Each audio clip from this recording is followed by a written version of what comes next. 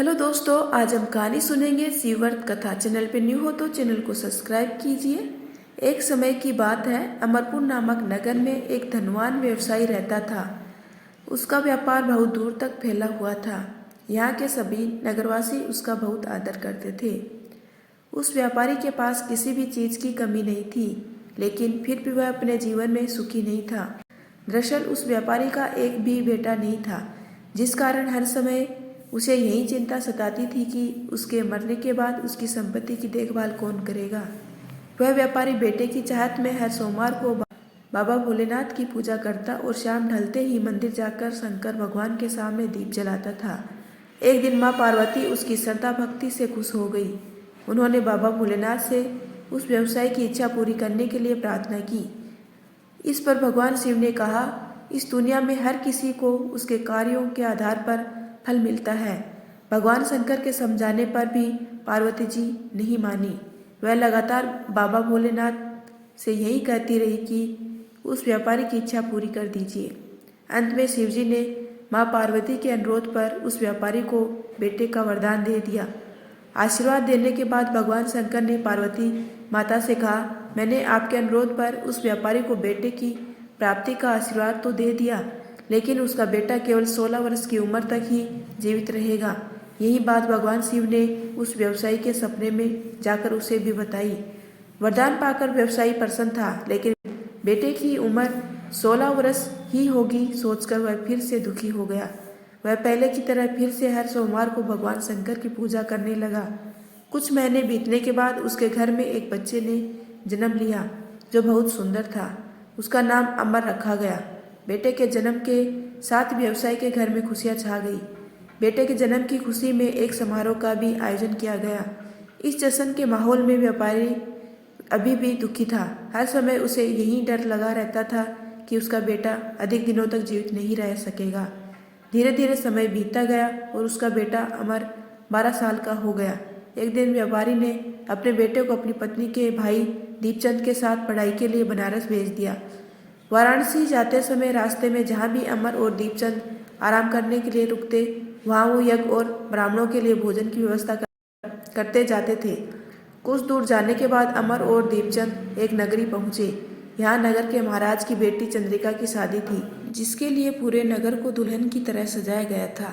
ठीक उसी समय बारात भी आ गई। इस समय लड़के का पिता परेशान था, क्योंकि उसके बेटे की एक आंख खराब थी। उन्हें डर था कि अगर लड़की वालों को यह बात पता चल गई तो वह शादी तोड़ देंगे। तभी उसकी नज़र अमर और दीपचंद पर पड़ी। लड़के के पिता के मन में तुरंत ये ख्याल आया कि क्यों न अमर को ही दूल्हा बनाकर शादी के मंडप में बैठा दिया जाए। एक बार जब उसका विवाह राजकुमारी से हो जाएगा तो फिर उसके बाद उसे कुछ पैसे देकर वहाँ से विदा कर देंगे। फिर राजकुमारी और अपने बेटे को अपने घर ले आएंगे।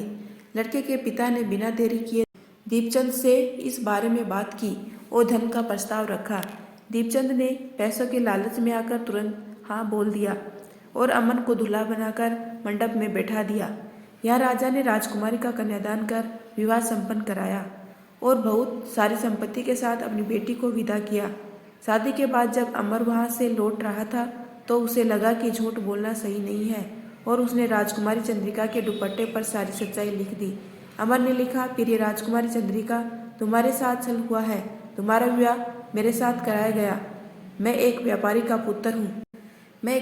पुत्र हूँ और फिलहाल पढ़ाई के लिए वाराणसी जा रहा हूँ। तुम्हारी शादी जिससे तय हुई थी उसकी एक आंख खराब है।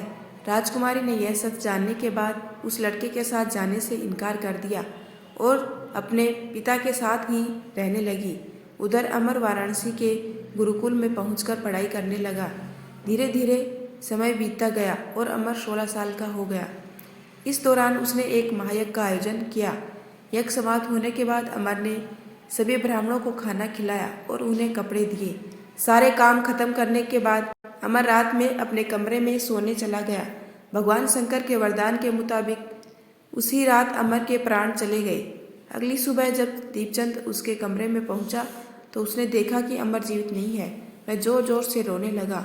उसके रोने की आवाज़ सुनकर आसपास के लोग भी इकट्ठा हो गए और अपना दुख जताने लगे। दीपचंद के रोने की आवाज़ भगवान शिव और माँ पार्वती के कानों तक भी पहुंची।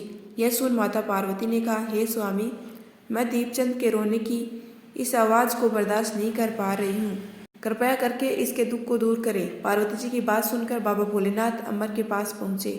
यहाँ उन्होंने देखा कि यह तो वही बालक है जिसे केवल 16 साल की उम्र तक ही जीवित रहने का आशीर्वाद मिला था। इसके बाद भगवान शिव सीधे माँ पार्वती के पास पहुँचे और कहा, हे गौरी, मरने वाला बालक उसी व्यापारी का पुत्र है। इसने अपनी उम्र पूरी कर ली है। यह सुन माता पार्वती ने भगवान शिव से एक बार फिर से आग्रह किया। उन्होंने कहा, स्वामी, आप कृपया करके इस बालक को दोबारा जीवित कर दें। इसे मर्त देख इसके माता पिता भी अपने प्राण त्याग देंगे। माता पार्वती ने बाबा भोलेनाथ को याद दिलाया कि अमर के पिता उनके सबसे बड़े भक्त हैं। कई सालों से वह हर सोमवार को उनकी पूजा करते आ रहे हैं। माँ गौरी के अनुरोध पर भगवान शंकर ने अमर को जीवित होने का आशीर्वाद दिया और अमर दोबारा जिंदा हो गया। कुछ समय बाद जब अमर की पढ़ाई पूरी हो गई तो वह अपने मामा दीपचंद के साथ वापस अपने गांव चला गया। चलते चलते दोनों उसी नगर में जा पहुँचे जहाँ राजकुमारी चंद्रिका से उसका विवाह हुआ था। यहाँ पहुंचकर अमर ने एक महायज्ञ किया। तभी पास से गुजर रहे उस नगर के महाराज ने महायज्ञ होते देखा। महाराज ने एक ही पल में अमर को पहचान लिया और महायज्ञ के समाप्त होते ही वो अमर और दीपचंद को अपने साथ ले गए। कुछ दिनों तक उन्होंने अमर और दीप को अपने महल में ही रखा। उसके बाद महाराज ने संपत्ति और कपड़े देकर राजकुमारी को अमर के साथ भेज दिया। महाराज ने रास्ते में उनकी रक्षा के लिए कुछ सैनिक भी भेज दिए। दीपचंद भी महल से अपने नगर पहुंचा और दूत के हाथों अमर के आने की सूचना व्यापारी तक पहुंचाई। व्यापारी को जैसे ही पता चला कि उसका बेटा 16 साल की उम्र के बाद भी जीवित है तो वह बहुत खुश हुआ। दरअसल व्यापारी और उसकी पत्नी दोनों ने खुद को एक कमरे में बंद कर लिया था। वह बिना कुछ खाए पिए अपने बेटे का इंतजार कर रहे थे। दोनों ने यह प्रण लिया था कि अगर उन्हें अपने बेटे की मौत की खबर मिली तो वह भी अपनी जान दे देंगे। दूत की बात सुनकर व्यापारी और उसकी पत्नी नगर के अन्य लोगों के साथ अपने बेटे के स्वागत के लिए नगर के गेट के पास पहुंचे। यहाँ उसे पता चला कि उसके बेटे की शादी एक राजकुमारी से हुई है। वह दोनों साथ में आए हैं तो उनकी खुशी दोगुनी हो गई। बेटे और अपनी बहू का स्वागत उसने काफ़ी धूमधाम से किया। उसी रात एक बार फिर से बाबा भोलेनाथ व्यापारी के सपने में आए और कहा, मैं तुम्हारी भक्ति से खुश हूँ। हर सोमवार को तुम मेरी पूजा करते हो, इसलिए मैंने तुम्हारे बेटे को लंबी उम्र का वरदान दिया है। भगवान शिव की यह बातें सुनने के बाद व्यापारी बहुत खुश हुआ। बेटा का जीवन वापस मिलने के बाद भी व्यापारी हर सोमवार को भगवान शिव की आराधना करता रहा। इससे शिव पार्वती दोनों की ही कृपा व्यापारी के घर में बनी रही। कहानी से सीख, अगर सच्चे मन से किसी चीज़ को पाने की चाह हो तो वह जरूर मिलती है। बस उसके लिए निरंतर प्रयास करते रहना चाहिए। यदि आपको मेरा ये छोटा सा प्रयास अच्छा लगा हो तो चैनल को लाइक, शेयर एंड सब्सक्राइब कीजिए। आपका अपना कीमती समय देने के लिए दिल से धन्यवाद।